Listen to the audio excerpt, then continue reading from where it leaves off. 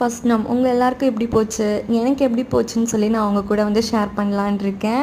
உங்களுக்கு எப்படி போச்சுன்னு கண்டிப்பாக என் கூட ஷேர் பண்ணுங்கள். இன்றைக்கி வந்து நான் என்னெல்லாம் பண்ணேன்னு சொல்லி நோம்புக்கு தான் உங்கள் கூட வந்து ஷேர் பண்ண போகிறேன். இன்றைக்கி ராகி மாவில் வந்து நான் வந்து இடியாப்பம் பண்ணியிருந்தேன். ரொம்பவே டேஸ்ட்டாக இருக்கும். நம்ம நார்மலாக வந்து அரிசி மாவில் வந்து இடியாப்பம் பண்ணுறோம் பார்த்தீங்களா, அதே மாதிரி தான் ராகி மாவுலேயும் இடியாப்பம். நான் இதான் ஃபஸ்ட் டைம் பண்ணுறேன். ரொம்பவே நல்லாவே வந்துருச்சு, சூப்பராக வந்துச்சு ராகி மாவில். ஸோ நான் 2 பிளேட் மட்டும் இடியாப்பம் வந்து ஊற்றி வச்சுட்டு இட்லி சட்டியில் வந்து வச்சுட்டு அதுக்கப்புறம் ஃப்ரூட்ஸ்லாம் வந்து கட் பண்ணி வச்சுருந்தேன். நான் வந்து என்னெல்லாம் ஃப்ரூட்ஸ் வந்து வாங்கியிருக்கேன்னு சொல்லி உங்களுக்கே பார்க்கும்போது தெரியும். இது வந்து உருண்டையாக இருக்குது பார்த்தீங்களா, இது என்னென்னா சப்போட்டா பழம் தோல் உரித்து வச்சுருந்தேன். கொஞ்ச நேரம் ஃப்ரிட்ஜில் வச்சு சாப்பிட்டா ரொம்ப டேஸ்ட்டாக இருக்கும் அந்த மாதிரி. அதுக்கப்புறமேட்டு வந்து ராகி மாவில் வந்து இடியாப்பம் பண்ணது வந்து நம்மளுக்கு ரொம்பவே டேஸ்ட்டாக இருக்கும். கண்டிப்பாக ட்ரை பண்ணி பாருங்கள். இடியாப்பம் நல்லா சூப்பராக வந்திருந்தது.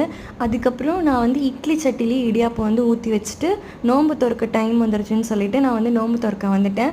ஃபஸ்ட்டு நம்ம நோன்பு திறக்கும் போது பேரிச்சம்பழம் வச்சு தான் நம்ம நோன்பு திறப்போம். அதுக்கப்புறம் தண்ணி சர்பத் வேணால் குடிச்சிக்கலாம். அதுக்கப்புறம் ஃப்ரூட்ஸ்லாம் இருந்தால் நல்லா சாப்பிட்லாம், ரொம்பவே நல்லது ஹெல்த்துக்கு.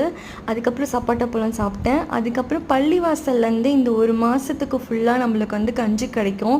அந்த கஞ்சி ரொம்ப டேஸ்டியாக இருக்கும். கண்டிப்பாக எல்லோரும் வந்து பள்ளிவாசல் கஞ்சி மிஸ் பண்ணாமல் குடிங்க, ரொம்ப நல்லா இருக்கும். இந்த ஒரு மாதம் தான் நம்மளுக்கு அது கிடைக்கும். அதுக்கப்புறம் நம்மளுக்கு வந்து கிடைக்காது பள்ளிவாசலில்.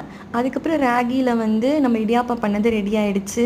நம்ம மஹ்ரிப் தொழுதுட்டு வந்துட்டு ராகியில் பண்ண இடியாப்பம் எடுத்து வச்சுட்டு அதுக்கப்புறம் பீஃப் குழம்பு வச்சுருந்தோம், தேங்காய் பால். ஸோ இன்றைக்கி தான் எங்களுக்கு இந்த மாதிரி தான் போச்சு நோன்பு திறக்கிறது. உங்களுக்கு எப்படி போச்சுன்னு ஷேர் பண்ணுங்கள். என்னோடய வீடியோ பிடிச்சிருந்தா சப்ஸ்கிரைப் பண்ணுங்கள், லைக் பண்ணுங்கள். பாய்.